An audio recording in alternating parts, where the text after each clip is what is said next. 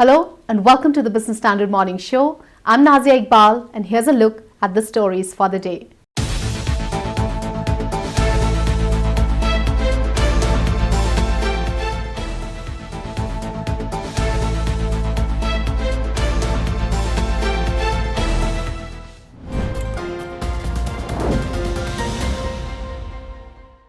The Reserve Bank of India's Monetary Policy Committee is set to meet this week. Will it hike the reverse repo rate, at which the central bank absorbs the excess liquidity? Most analysts expect it to do, given a sudden jump in government borrowings. Most of RBI's global peers, including the US Fed, have started or are planning to increase the interest rates too. Our next report tries to find some answers.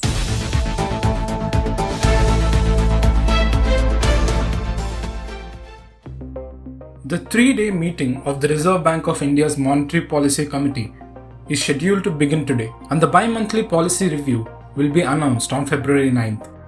Market participants have said that the huge borrowing program announced by the government in the Union Budget may prompt the central bank to hike the reverse repo rate. The government announced a gross borrowing of Rs 14.1 trillion for the next financial year. Let us understand why the RBI may go for a hike in the reverse repo rate and not the repo rate. The RBI adopted an ultra-loose monetary policy after the pandemic broke out. In order to inject liquidity into the system to spur growth, it slashed the repo rate to a record low of 4%. The rate has been held at that level since May 2020. Repo rate is the rate the RBI charges when it lends money to banks for the short term. A cut in the repo rate results in commercial banks lowering interest rates, in turn encouraging businesses to borrow at low rates. At the same time, what depositors receive on their savings and fixed deposits would also fall. This is meant to motivate the public to increase consumption. Meanwhile, the reverse repo rate is the rate that the RBI pays banks when they park their excess liquidity with it. The rate has remained unchanged at 3.35% since May 2020, after a sharp reduction of 155 basis points that year. The lower reverse repo rate acts as a disincentive for banks to keep their surplus money with RBI, pushing them to give out loans. During normal times, the gap between the two key rates, which is also known as the policy corridor, is 25 basis points. This gap was widened by the central bank to 65 basis points after the onset of the COVID-19 pandemic. The RBI is widely expected to start policy rate normalization and bring down the gap back to 25 basis points. It is looking to absorb the excess liquidity in the market as concerns over the Omicron variant wane. India's daily COVID cases have fallen from a high of 3.48 lakh on January 21st to 1.49 lakh on Friday.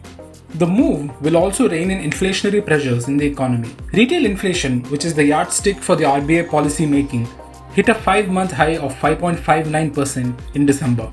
The central bank has a target of 4% inflation, with a variation of 2% on both sides. Global cues will also influence RBI's decisions. The Bank of England on Thursday raised interest rates by 0.25 percentage point to 0.5% to contain spiraling inflation, while the US Federal Reserve signaled a first rate hike in March. Most analysts expect the RBI to hike reverse repo rate by as much as 40 basis points on Wednesday before starting to raise the repo rate from April. RBI's normalization drive will, however, lead to higher interest rates in the economy. Banks will pass on any hike in the repo rate by increasing interest rates on loans. On the back of RBI's accommodative monetary policy, home loan rates had fallen to multi-year lows in the past 2 years, with some leading lenders offering home loans starting at 6.75%. As most home loan rates are linked to the repo rate, they will see an uptick as the RBI benchmark rate is hiked. The RBI's policy is going to come just after the budget. So I think the RBI will have to take important call, especially on GDP growth. The reason I say this is that all this while the RBI has maintained that growth is not yet durable. And that is why, even though inflation has been on the higher side, it has taken a call that we need to maintain an accommodative stance to ensure that industry is able to grow and the GDP growth becomes more stable. Now, the interesting thing is that if we go by the economic survey as well as the budget, I think they're really quite gung-ho about growth. And we're talking of growth in the region of around 8 to 8.5%.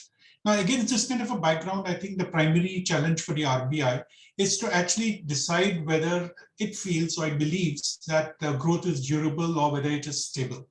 Because that's going to be the starting point, because subsequently we all know that inflation will continue to be in the region of 5.5%, primarily on account of the fact that crude oil prices are remaining high, and it's unlikely to come down anytime soon, and the inflation threat is very much there. The budget has not made any provision to lower the excise duty in order to bring down prices in case prices do escalate. So therefore, that is a call which the RBI has to take. So under this situation, I believe that the RBI will also have to look at the excess liquidity which is there.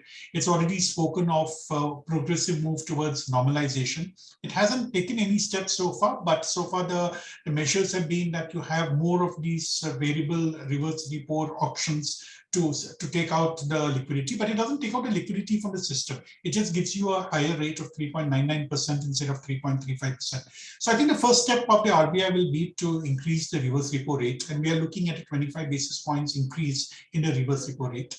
They may do nothing on the repo rate right now, but I think some kind of signaling will be provided by the RBI about how it intends to tackle liquidity and how it's going to look at inflation going ahead. So the numbers may not change, the forecast for this year may not change, but definitely for the first quarter of next year, we could be expecting some kind of upward revision in the inflation rate. And that could be the clue which could be provided as to what the RBI could do in the coming policies, that is in the new financial year. But for now, it will be reverse repo rate going up by 25 basis points, no change in the repo rate, and probably the maintenance of an accommodative stance. Following the union budget, the yield on the 10-year government bond jumped to 6.92%. This means the government is borrowing at a higher cost compared to some home buyers, and this situation is not expected to last long.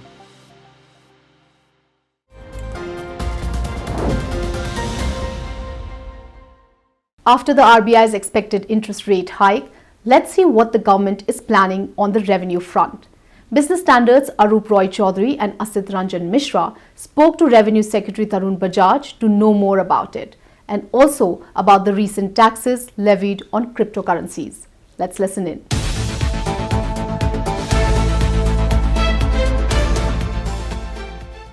Sir, we would like to start with some assumptions that you have taken in the budget for revenue growth. Now, in the current year, you revised, going by the numbers, while the nominal GDP is around 18% for the current year, that is the expectation, 18% growth. The gross tax revenue growth is seen as 24%. For the coming year, at 11% nominal GDP growth, you're only assuming a 9.6% gross tax revenue growth. So is it a case of something similar could happen next year, like happened this year, that you were conservative about your revenue estimates and your actual and your revised estimates were much, much higher? So is that something that you're counting on this year as well? When you talk of 9.6% growth in the revenues for the next year, this is taking excise duty into account. Okay. So now the excise duty has actually gone down. And excise duty is specific duty and not ad valorem. So my excise duty actually is anticipated to go down by almost 15%. Okay. From about 3.94 to about 3.35 lakh crores. So if you take that into account, then the growth is about 14.2%. And 14.2% growth rate, if you take this growth rate as a reasonable growth rate, but this year I've made, when I say the department has got a lot of revenue through capital gains. Now, capital gains is a game of the market. If the market continues to do like this, we might get money. If it doesn't do that well, we may not get that money. So, keeping all that into account, we have been pretty realistic. But doing a macro increase like this might give us a different figure. So, if you do a little deeper analysis, I think we have taken all things into consideration and then come to about 14.2%, and I think it's a challenging task. In the post-budget press conference, the finance minister said that so far the government has not done a deeper analysis of how many individual taxpayers have shifted to the new regime, and that is an exercise happening. That came later. Before that came the corporate tax cut. On that, you have an idea of how many corporates shifted to the new tax regime? If you could just... On the corporate tax, we have figures for 1920, which was the first year that they filed the returns in 2020. we have analyzed the data for that year. 65% of the income and about 16% of the assessees have shifted to the new regime. 65% in terms of value and 16% in terms of the number of assessees. Okay. So it basically means that people with higher incomes have actually moved to the new regime. And our anticipation is that as and when the exemptions are exhausted for individual taxpayers, they will keep shifting. So the 65% may have gone up in the current year when we analyze after the year is over. And the numbers of assessees also. One of the announcements was that surcharge on capital gains was reduced for consortiums, which is association of persons, as well as on transfers of certain kind of assets. But beyond this, also industry has been asking for streamline of capital gains tax, because right now the definition of long and short term is different for bonds, for equities, and for real estate, as well as the rates. So industry has been asking for a streamlining that stick to a single definition across asset classes. That was not done, and that is something. So do you think that is something the government will consider going ahead? I think it should consider going ahead. There should be parity on certain items on financial and non-financial. The problem is that everybody says that you come to the lowest common income. So today, 1 year is your long term for equity, and 2 years is for property. So you bring this to 1 year. We really need to look at what asset is long term, what is short term, and then take a call.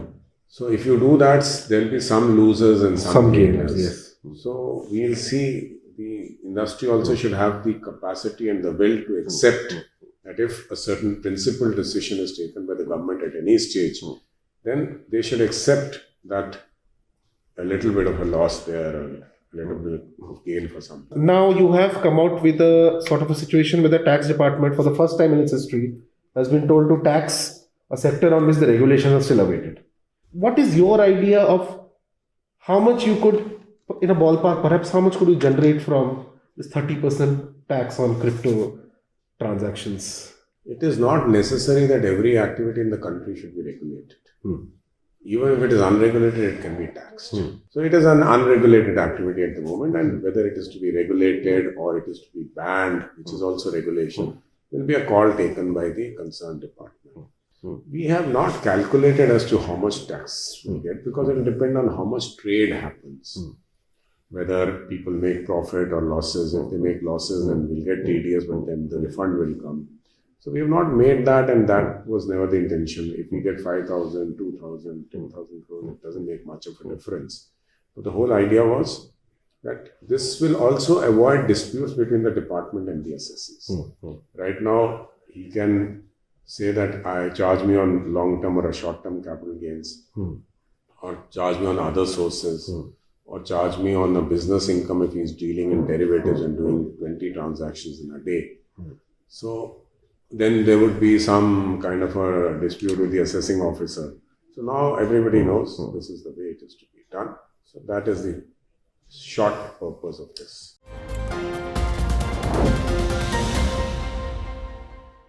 A growth-oriented union budget bolstered the investors' confidence, pushing frontline indices 2.5% last week. However, it also gave some anxious moments to bond market participants as the government's record borrowing plan pushed up yields. Given this, the RBI's monetary policy meeting will be keenly tracked by the markets this week.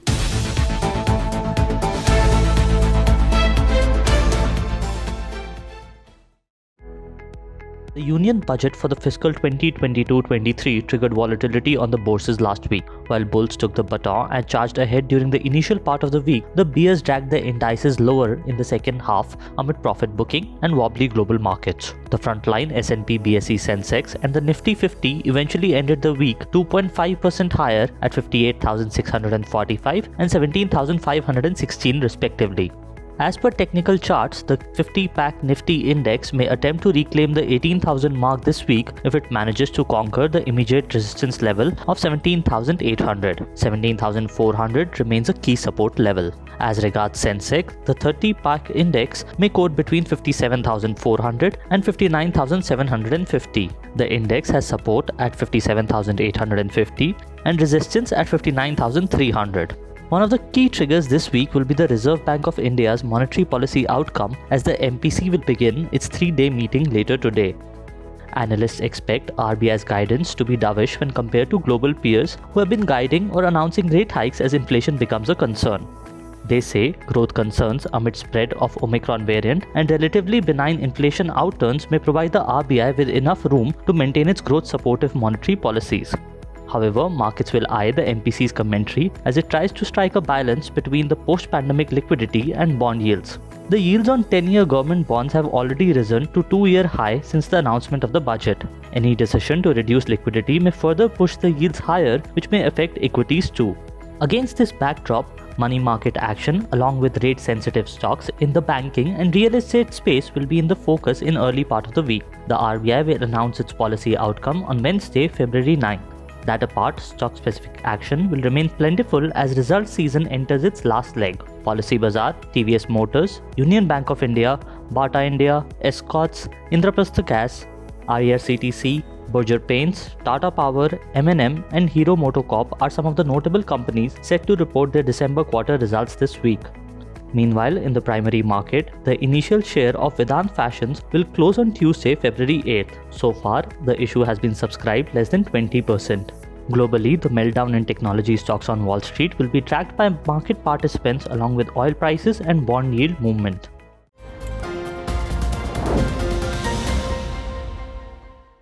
Just like the bond yields, Rafale jets soared high in the Delhi sky when they made their debut in the Republic Day flypast this year.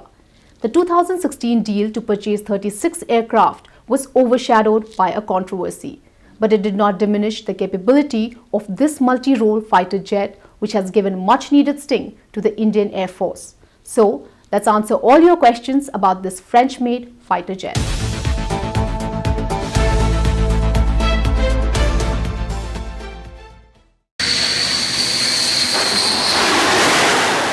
The naval variant of the Rafale jet demonstrated its operational capabilities at the shore-based test facility at INS Hansa, the naval air station in Goa, recently.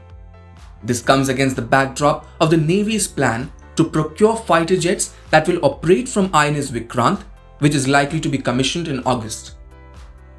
In September 2016, India had signed an intergovernmental agreement with France for the procurement of 36 Rafale fighter aircraft for the Indian Air Force at a cost of around Rs 59,000 crore. By early January this year, 33 Rafale aircraft had already been delivered to the IF by Dassault Aviation, the plane's maker. In 2019, the then IF Vice Chief of Air Staff, Air Marshal R.K.S. Bhadoria, had said that the Rafale would be a game changer for the Air Force. Various defense experts have also gone on the record to say that the induction of the Rafale gives the IF capabilities that its two primary adversaries, the air forces of Pakistan and China, cannot match at this date. So, what is so special about the Rafale's capabilities? The Rafale is a twin-jet fighter aircraft, and it has variants that can operate from both an airbase on land and an aircraft carrier. According to Dassault Aviation, the aircraft has proven its operational worth during combat in Afghanistan, Libya, Mali, Iraq, and Syria. Fitted with avionics, radars, and weapon systems, the Rafale is ahead of the F-16s that Pakistan uses, or even the China's JF-20, a fifth-generation stealth aircraft. The Rafale is also equipped with a wide range of sensors, which Dassault describes as being smart and discreet. First and foremost, the aircraft has the one thing that is an absolute must for any 4.5 generation combat jet: an active electronically scanned array, or AESA radar. With enhanced situational awareness due to earlier detection and tracking of multiple targets, an AESA radar is a massive step up from the previous generation of mechanical scanning radars. The other key sensors on the aircraft are spectra, internal electronic warfare suite, and front sector optronics. Net-centric capability, data fusion software, and a secure data link are the other important assets that the jet has. In fact, Rafale's multi-sensor data fusion process is a key capability highlighted by Dassault. With a range of 3,700 kilometers, Rafale also comes with a host of advanced weapons. European missile maker MBDA's Meteor Beyond Visual Range Air-to-Air Missile, Scalp Cruise Missile, and MICA weapons system will be the mainstay of the weapons package of the Rafale jets.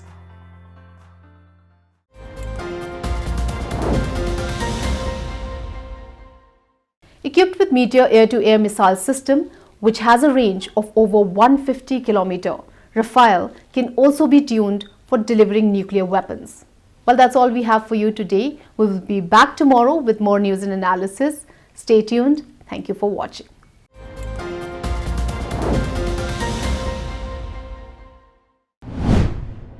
If you like this video, share it and subscribe to Business Standard.